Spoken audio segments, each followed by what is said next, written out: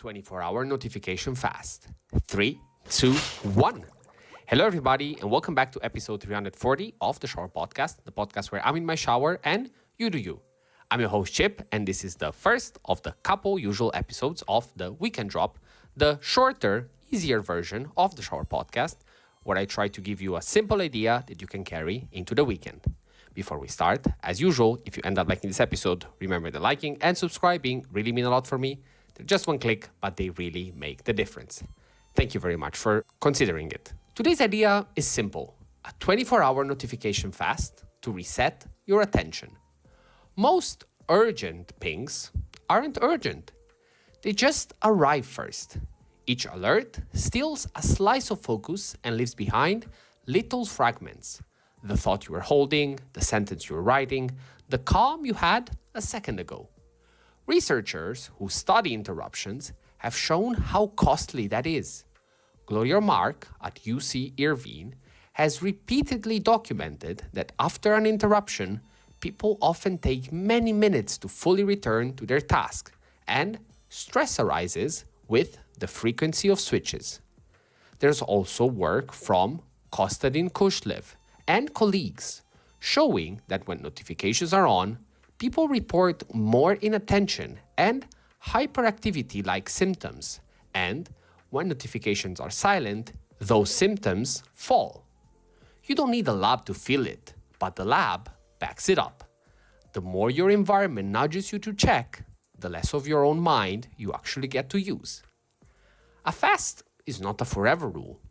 It's a 24-hour reset to find out which alerts are genuinely worth the cost. Think of it like clearing a noisy room, then letting back in only the voices that matter. For one day, turn off everything non-critical. Keep calls from your favorites in case someone needs you, and keep calendar alerts if a commitment depends on them. Everything else can wait.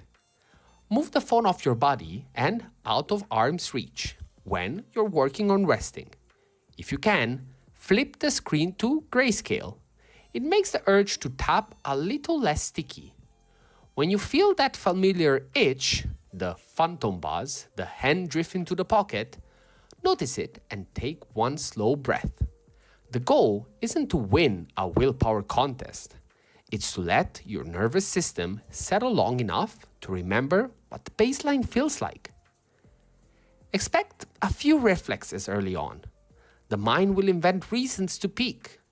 What if there's something I need to answer right now? That fear is the product of conditioning. Hundreds of small rewards training your attention to expect the next one. Let the first few urges pass, and something shifts. The room gets quieter.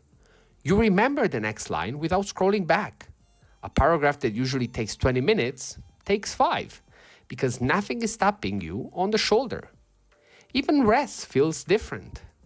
Instead of filling the gaps with tiny jolts, you let the gap stay a gap, and your brain does what it's good at when it's not yanked. It wanders, it connects, it recovers. The end of the fast is the point where you learn. Look back on the day and ask a practical question.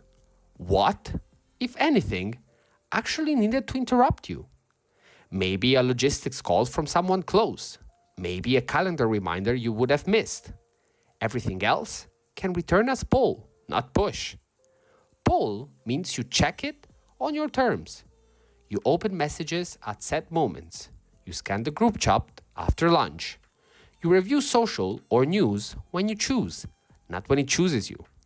If one app truly most notifies you, narrow it to the minimum channel. Mention only, work hours only, or high priority contacts only. You're not banning tools. You're teaching them to wait their turn. So, here's your weekend drop challenge.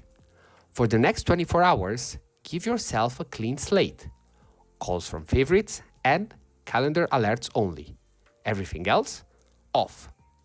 Move the phone away when you work, flip the screen to the grayscale if that helps, and let the day breathe. Tomorrow, whitelist only the notifications that earn their place.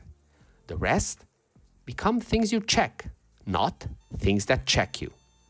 That was all for today. Thank you very much for listening. If you made it so far, feel free to interact with this content in any way, shape, or form you like by liking, subscribing, sharing, commenting. Whatever works for you works for me. And as always, stay consistent, stay resilient. This was the Shower Podcast, and I'll see you tomorrow.